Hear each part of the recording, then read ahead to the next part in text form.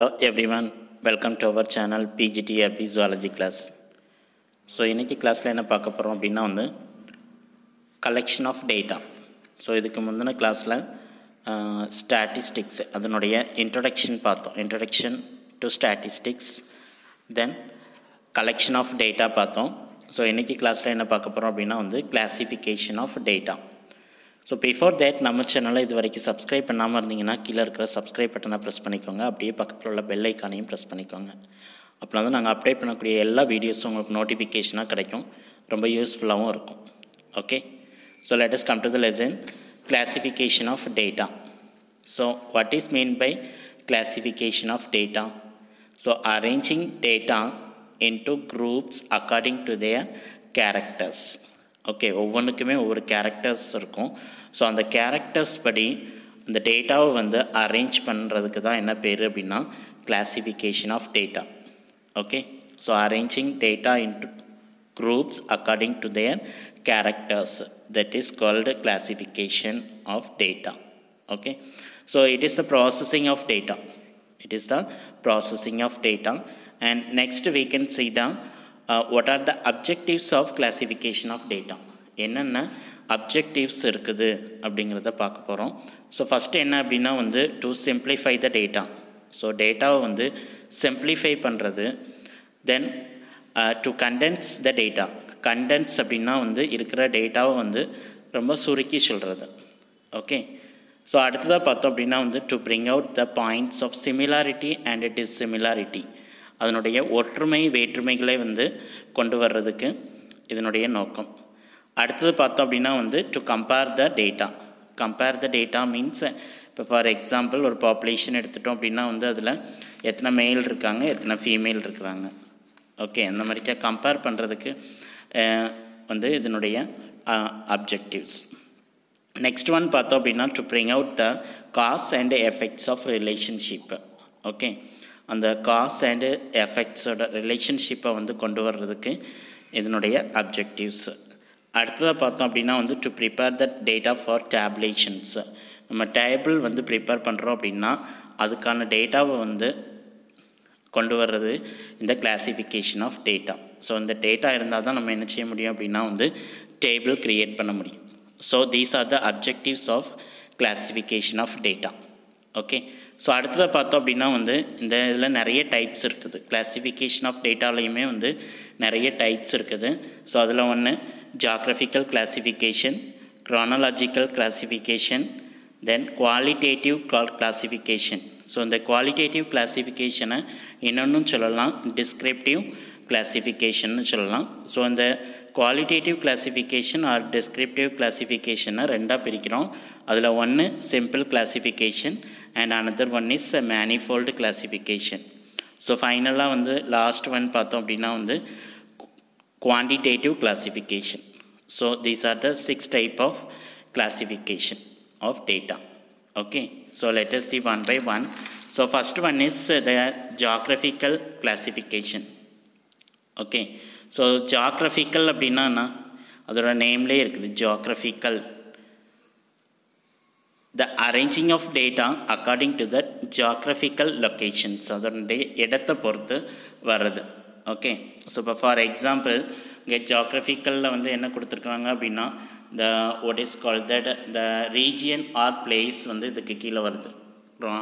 ஜியாகிரபிக்கல்னாலே அதனுடைய place or region or location. So அதுதான் வந்து ஜியாகிரபிக்கல் கிளாசிஃபிகேஷன் அப்படின்னு சொல்கிறோம். ஃபார் எக்ஸாம்பிள் இங்கே வந்து என்ன கொடுத்துருக்காங்க அப்படின்னா வந்து ஒவ்வொரு பிளேஸில் உள்ள மேல் அண்ட் ஃபீமேல்ஸ் எத்தனை இருக்கிறாங்க அப்படிங்கிறத கொடுத்துருக்குறாங்க. Okay, Indonesia, Malaysia, then Philippines, then Singapore, likewise this is going on. So இதில் எவ்வளோ மேல்ஸ் எவ்வளோ ஃபீமேல்ஸ் இருக்கிறாங்க அப்படிங்கிறத கொடுத்துருக்காங்க. ஸோ அந்த லொக்கேஷனை வச்சுட்டு நம்ம வந்து சொல்கிறதுனால அது நான் என்ன சொல்கிறோம் அப்படின்னா வந்து ஜியாகிரபிக்கல் கிளாசிஃபிகேஷன் அப்படின்னு சொல்கிறோம். அதே மாதிரி என்ன சொல்லலாம்னா த டேட்டா ஆஃப் கண்ட்ரீஸ் நம்ம இப்போ சொன்னது. அடுத்து ஸ்டேட்டு, டிஸ்ட்ரிக்கு, எக்ஸட்ரா எக்ஸட்ரா. ஒவ்வொரு டிஸ்ட்ரிக்டில் எத்தனை பேர் இருக்கிறாங்க, இலிட்ரேட் பீப்புள் எத்தனை பேர் இருக்காங்க, ஓகே, லிட்ரஸி பீப்புள் எத்தனை பேர் இருக்கிறாங்க. ஸோ இந்த மாதிரியே வந்து அந்த லொக்கேஷனை வச்சுட்டு இல்லை பிளேஸில் நம்ம வந்து டேட்டாவை வந்து கலெக்ட் பண்ணுறதுனால இதை என்ன சொல்கிறோம் அப்படின்னா வந்து ஜியாகிரபிக்கல் கிளாசிஃபிகேஷன் அப்படின்னு சொல்கிறோம். Okay, so next one chronological classification. Chronological அப்படின்னாலே time, that refers to the time, the arranging of data based on their time. Okay, so the data on years, month, week, days, etc. etc. Okay, இப்போ 1941 பார்த்தோம் அப்படின்னா population 31.87 crores வந்து இருந்திருக்கிறாங்க. So 1951 பார்த்தோம் அப்படின்னா 36.11 crore, 1961 43.91 crores, and 1971 பார்த்தோம் அப்படின்னா 54.82 crores, and 1981 68.33 crores. Okay, so இந்த மாதிரியா இயரில் மந்த் வைஸாக, வீக் வைஸாக, டேஸ் இந்த மாதிரி வந்து எடுக்கிறதுக்கு பேர் க்ரோனாலஜிக்கல் கிளாசிஃபிகேஷன் அப்படின்னு பேர். ஓகே, இப்போ ஃபார் எக்ஸாம்பிள் இன்னொரு எக்ஸாம்பிள் என்ன சொல்லலாம் அப்படின்னா வந்து கோகனட் ஈல்ட் இன் 4 years. இப்போ 2000 2003 வரைக்கும். இப்போ ஃபார் எக்ஸாம்பிள் 2000 10,000 கோகனட் ஈல்டு கிடச்சிருக்குது. அதே மாதிரி 2001 13,000 கிடச்சிருக்குது, 2002 11,000 கிடச்சிருக்குது, 2003 15,000 கிடச்சிருக்குது. ஸோ இந்த மாதிரி இயரில் வந்து year R month or weeks, days இதில் வந்து நம்ம வந்து டேட்டாவை கலெக்ட் பண்ணுறதுனால இதுக்கு என்ன சொல்கிறோம், க்ரோனாலஜிக்கல் கிளாசிஃபிகேஷன் அப்படின்னு சொல்கிறோம். ஓகே, ஸோ அடுத்ததாக வந்து பார்த்தோம் அப்படின்னா qualitative classification. So qualitative means the arranging of data based on the qualities or attributes. அதுக்கு பேர் தான் என்ன, குவாலிட்டேட்டிவ் கிளாசிஃபிகேஷன். ஓகே, ஸோ இங்கே வந்து என்ன சொல்லலாம் அப்படின்னா வந்து arranging the data based on there colour, sex, literacy etcetera etcetera. Okay, so இந்த மாதிரியாக வந்து கிளாஸிஃபை பண்ணுறதுக்கு குவாலிட்டேட்டிவ் கிளாசிஃபிகேஷன் அப்படின்னு பேர். ஸோ இப்போ ஃபார் எக்ஸாம்பிள் என்ன சொல்லலாம் அப்படின்னா வந்து ஒரு பாண்டில் இருந்து மீன் பிடிக்கிறோம். ஸோ அந்த மீன் பிடிக்கிறதுல எத்தனை மேல் இருக்குது, எத்தனை ஃபீமேல் இருக்குது. ஓகே, ஸோ அந்த மாதிரி வந்து கிளாஸிஃபை பண்ணி பார்க்குறதுக்கு இப்போ ஃபார் எக்ஸாம்பிள் மேல் ஃபிஷ் பார்த்தோம் அப்படின்னா 350 இருக்குது, ஃபீமேல் ஃபிஷ் 320 இருக்குதுன்னு வச்சுக்கிறோம். ஓகே, அப்ராக்சிமேட்டாக நம்ம வந்து பிடித்த ஃபிஷ்ஷஸில் வந்து மேல் ஃபிஷ் 350 இருக்குது, ஃபீமேல் 320 ஃபிஷ்ஷஸ் இருக்குது அப்படிங்கிறத சொல்கிறதுக்கு தான் என்ன குவாலிட்டேட்டிவ் கிளாசிஃபிகேஷன் அப்படின்னு சொல்கிறோம். ஸோ இந்த குவாலிட்டேட்டிவ் கிளாசிஃபிகேஷனில் 2 டைப் இருக்குது, simple classification and the manifold classification அப்படின்னு பேர். ஓகேயா, ஸோ சிம்பிள் கிளாசிஃபிகேஷன் அப்படின்னா arranging data into only 2 classes. Okay, 2 classes மட்டும்தான் இருக்கும். ஃபார் எக்ஸாம்பிள் இங்கே டயக்ராமில் பார்த்தீங்கன்னா பாப்புலேஷன் எடுத்துட்டோன்னா மேல் அண்டு ஃபீமேல் இந்த 2 மட்டும்தான் இருக்கும். அதே மாதிரி student in classroom, okay, male and female. So இந்த மாதிரி 2 classes இருந்ததுன்னா அதுக்கு பேர் சிம்பிள் கிளாசிஃபிகேஷன். ஓகே, இப்போ மேல் எடுத்துட்டோம் அப்படின்னா வந்து அதில் லிட்ரேட் எத்தனை இருக்காங்க, எலிட்ரேட் எத்தனை இருக்கிறாங்க, ஃபீமேலில் லிட்ரேட் எத்தனை பேர் இருக்காங்க, எலிட்ரேட் எத்தனை இருக்கிறாங்க. ஸோ இந்த மாதிரியாக 2 classes மட்டும் இருந்ததுன்னா அதுக்கு பேர் சிம்பிள் கிளாசிஃபிகேஷன் சொல்கிறோம். அதே மாதிரி ஒரு ஸ்டூடெண்ட்டு இன்னும் கிளாஸ், ஒரு கிளாஸில் உள்ள ஸ்டூடெண்ட் எடுத்துட்டோம் அப்படின்னா முதல்ல பார்க்குறது மேல் அண்ட் ஃபீமேல் எத்தனை பேர் இருக்கிறாங்க. ஸோ அடுத்ததாக இன்னொரு டீட்டெயில்ஸ் பார்க்க போகிறோம் அப்படின்னா வந்து வெஜிடேரியன் எத்தனை பேர், நான் வெஜிடேரியன் எத்தனை பேர்.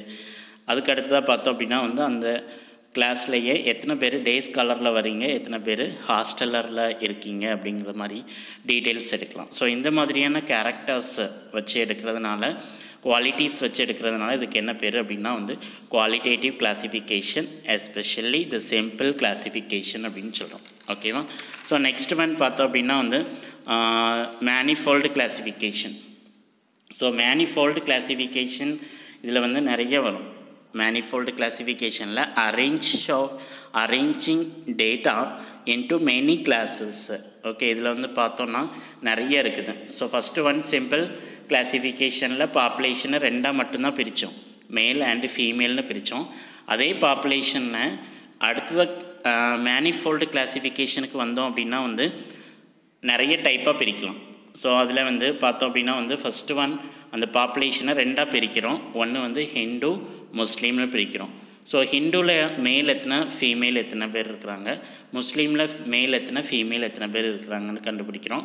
அடுத்ததாக இன்னும் சப்டிவைட் பண்ணிகிட்டே இருக்கிறோம். ஸோ அந்த மாதிரி டேட்டாவை வந்து இன்னும் டிவைட் பண்ணி போட அதுக்கு பேர் என்ன அப்படின்னா வந்து மேனிஃபோல்டு கிளாசிஃபிகேஷன்னு பேர்.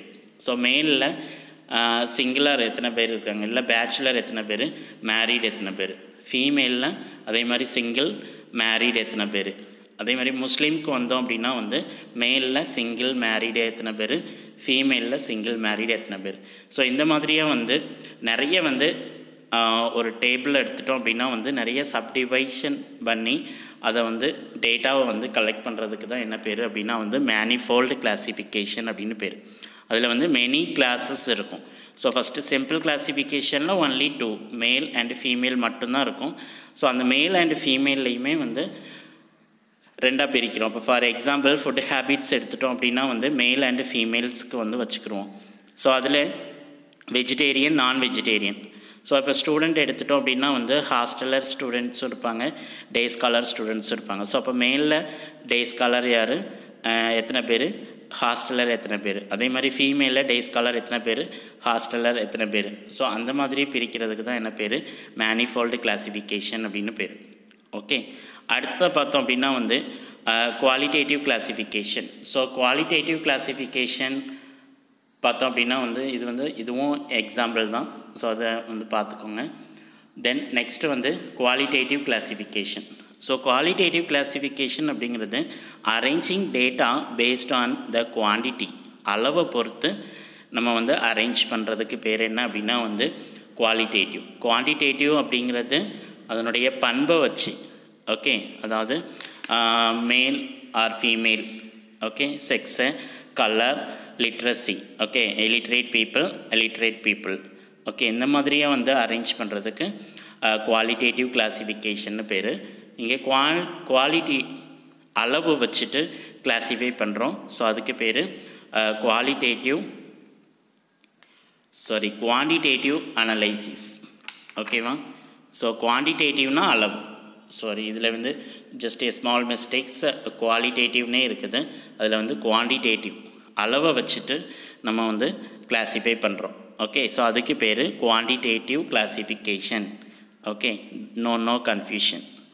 தென் arranging data based on their age, weight, height, price. So இந்த மாதிரியாக வந்து அரேஞ்ச் பண்ணுறதுக்கு தான் என்ன பேர் அப்படின்னா வந்து குவான்டிடேட்டிவ் கிளாசிஃபிகேஷன்னு பேர். ஓகே, இப்போ ஃபார் எக்ஸாம்பிள் இந்த இதில் கொடுத்துருக்க டேட்டா படியே பார்க்கலாம். So weight of 5 fishes capture from a pond. ஒரு பாண்டில் இருந்து 5 ஃபிஷ்ஷு வந்து பிடிக்கிறோம். ஸோ அந்த ஃபிஷ்ஷோட வெயிட் எவ்வளோ இருக்குது அப்படிங்கிறத பார்க்குறோம். ஸோ அந்த வெயிட் அப்படிங்கிறது என்னது, குவான்டிட்டி, isn't it? அந்த குவான்டிட்டியை வந்து பார்க்குறோம். அதை டேப்லேட் பண்ணுறதுனால இதுக்கு பேர் குவான்டிடேட்டிவ் கிளாசிஃபிகேஷன்னு பேர். அதே மாதிரி கொஞ்சம் பேர் ஸ்டூடெண்ட்டை எடுத்துக்கிறோம். அந்த ஸ்டூடெண்ட்டோட ஏஜ் பார்க்குறோம், வெயிட்டு பார்க்குறோம், ஹைட்டு பார்க்குறோம். ஸோ இந்த மாதிரி டேட்டாவை வந்து கலெக்ட் பண்ணுறதுக்கு தான் என்ன பேர் அப்படின்னா வந்து குவான்டிடேட்டிவ் கிளாசிஃபிகேஷன்னு பேர். ஓகே, இப்போ ஃபார் எக்ஸாம்பிளுக்கு நம்ம வெயிட் இன் கிராம், ஃபிஷ்ஷஸோட வெயிட்டு, தென் எத்தனை ஃபிஷ்ஷு பிடிச்சிருக்கிறோம் அப்படின்னா 5 ஃபிஷ்ஷஸ் சீரியல் நம்பரில் கொடுத்துருக்காங்க. ஸோ அதில் ஃபஸ்ட்டு ஃபிஷ் பார்த்தோம் அப்படின்னா 8 கிராம் இருக்குது, செகண்ட் ஃபிஷ் 6 கிராம் இருக்குது, தேர்டு 7 கிராம் இருக்குது, தென் 4 9 கிராம் இருக்குது, ஃபிஃப்த்து ஃபிஷ்ஷு 8 கிராம் இருக்குது. ஓகே, ஸோ இந்த மாதிரியாக வந்து அதனுடைய அளவை வச்சுட்டு நம்ம வந்து என்ன செய்கிறோம், டேட்டா வந்து அரேஞ்ச் பண்ணுறோம். ஸோ அதுக்கு பேர் தான் என்ன, குவான்டிடேட்டிவ் கிளாசிஃபிகேஷன். ஓகே, இதில் ஸ்மால் கரெக்ஷன் இருக்குது, குவாலிட்டேட்டிவ்னே இருக்குது அந்த டைட்டிலில், அதை வந்து மாட்டிக்கோங்க, குவான்டிடேட்டிவ் கிளாசிஃபிகேஷன். ஓகே, ஸோ இதுதான் வந்து classification of data. Okay, can you understand? So இந்த வீடியோஸ் உங்களுக்கு பிடிச்சிருக்குன்னு நினைக்கிறேன். பிடிச்சிருந்தால் லைக் பண்ணுங்கள், ஷேர் பண்ணுங்கள், கமெண்ட் பண்ணுங்கள், மறக்காமல் நம்ம சேனலை சப்ஸ்கிரைப் பண்ணுங்கள். Okay, thank you very much students and teachers. We will meet in the next class.